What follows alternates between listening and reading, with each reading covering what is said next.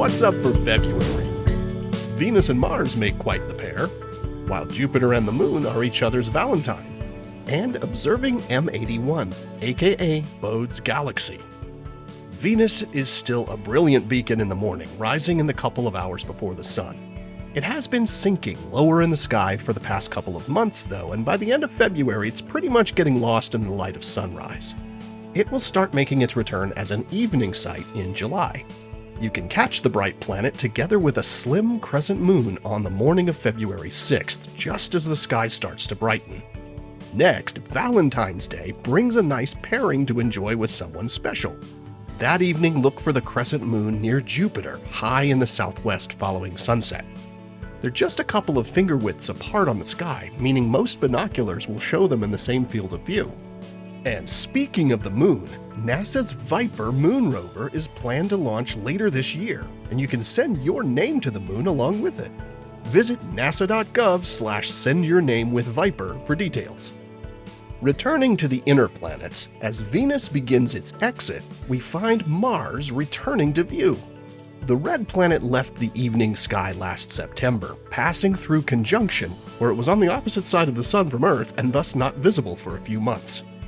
It's now just starting to be visible in the pre-dawn sky. In February, it's quite low and not super bright, but you can observe it brightening and rising ever earlier in the coming months. Those with an unobstructed view toward the southeast horizon can look for a close approach of Mars and Venus as the pair are rising during the last week of February. February is a good time to view one of the famed Messier objects known as M81. This is a spiral galaxy similar to our own Milky Way, but just a bit smaller, and it's one of the brightest galaxies in the night sky. It's located about 11.8 million light-years away from us, which means if you're able to observe it, those photons of light hitting your eye have been traveling through space for more than 11 million years to reach you. It was discovered by astronomer Johann Bode in 1774, which is where it gets its other common name, Bode's Galaxy. At the time, it was simply cataloged as a nebula or faint fuzzy patch. It wouldn't be until the work of Edwin Hubble in the 1920s that many such faint fuzzy objects were understood to be self-contained galaxies of stars outside the Milky Way and incredibly distant from us. M81 is a bit too dim to see with the unaided eye, but it's visible with binoculars or a small telescope where it appears as a dim patch of light. With a 6-inch telescope, you can resolve the galaxy's bright core, and with an 8-inch telescope, you can begin to make out the spiral arms. Locating M81 is not too difficult with the Big Dipper or the Plow to guide you. Starting with the star on the end corner called Dubhe, imagine a line twice the distance from the star on the opposite corner of the Dipper, Phecda. Pointing your telescope or binoculars in that area ought to put you pretty close to M81.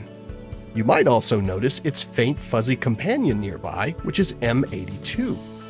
This is another galaxy but seen edge-on, and it gets its common name, the Cigar Galaxy, from this appearance. This pair of galaxies is circumpolar in the northern hemisphere, meaning they rotate around the north celestial pole and never set. Unfortunately, this means they're not really visible from the southern hemisphere.